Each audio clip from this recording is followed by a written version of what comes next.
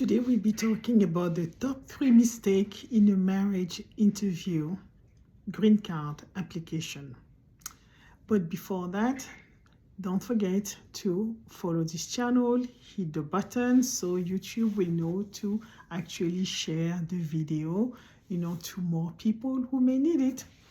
Now, my name is Annick Koloko. I am an immigration attorney, and our firm actually helps families settle in the United States and in all 50 states and above. Now, let's get back to it. Now, you have your green card, marriage green card interview, and obviously you probably, stumble upon this video because you're trying to get ready and see, okay, how can I be successful? These are the top 3 mistakes that you could be facing once you prepare and once actually you appear before USCIS. Now, number 1 is actually to be over prepared. Yes, it may sound very, very strange, but for example, being over prepared will be, you just sound robotic, right? Meaning there is no flow. Life is not about perfection. Going to USCIS, you have to demonstrate you have actually a burden of proof to demonstrate that your marriage is what is called bona fide, which is just a fancy way to say is you enter in your marriage in good faith. But now, because you're so overwhelmed, you probably watch so many videos, and then all these videos were telling you, okay, these are the questions that you need to remember, and you need to know this, and you need to know that. And basically, the way actually you interact with your spouse is completely different than in your regular life. Meaning that it's as if, okay, you prepare for an exam and then you just have to go through everything that you think is expected from you. I always tell my clients, as long as your relationship is genuine, you can fake it, right? And don't forget, everything is actually recorded.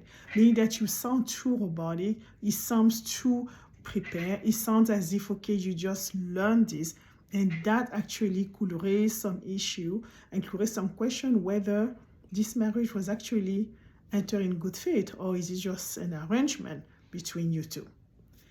Now, number 2, that's what you can see as far as a second mistake, is actually you don't have all the documents that were requested. Believe it or not, most of people don't realize how important this is.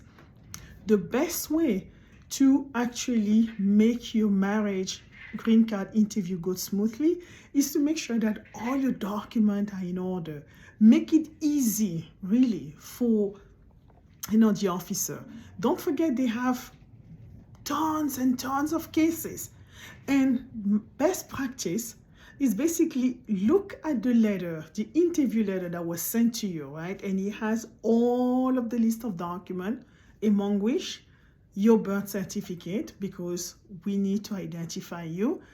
You need also to have, obviously, your marriage certificate, because that's the basis of the interview, right? And go on and so forth. And don't forget, all of the documents that evidence in your life together. Most of people, they go and they forget. And the reason, sometimes they be like, oh, but we already submitted this document before. Yes, you did.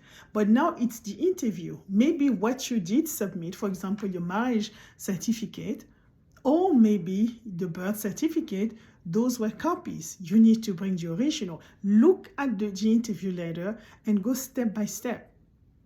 My best practice with my clients, what I do is basically you have to organize, based on the list. For example, if they say marriage certificate, you take a sheet and it's written marriage certificate, then you put the marriage certificate as the document behind the sheet. Then next, obviously birth certificate, then you have the birth certificate behind it.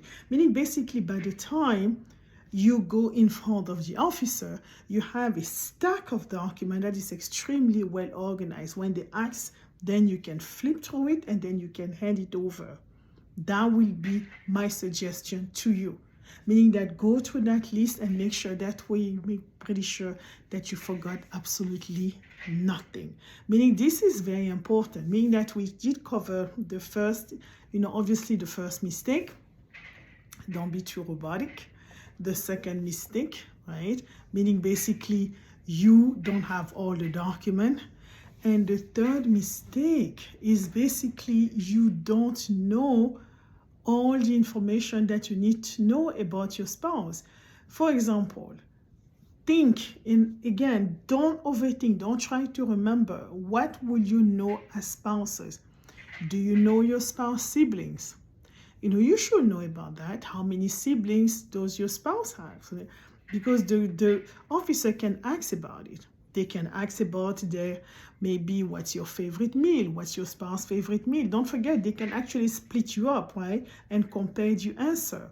Oh, what is your favorite show? Meaning if you live with someone, those are the things that will just, be very comfortable.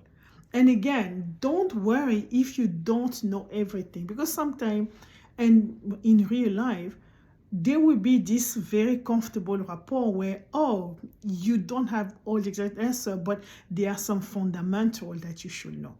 Family member, of your respective family, you should know.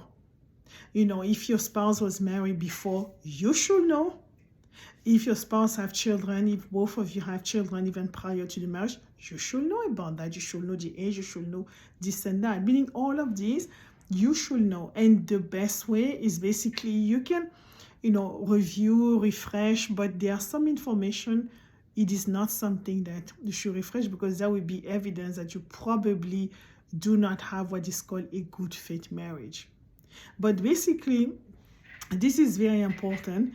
I hope that actually that answer your question about the three most and three biggest mistakes that you can have in your marriage, interview, green card application. But I know that now that you have listened to this particular video, you will be more than prepared, obviously, and be successful, and you will receive your residency after the successful interview. And I wish you well, and thank you, and see you in the next video. Bye.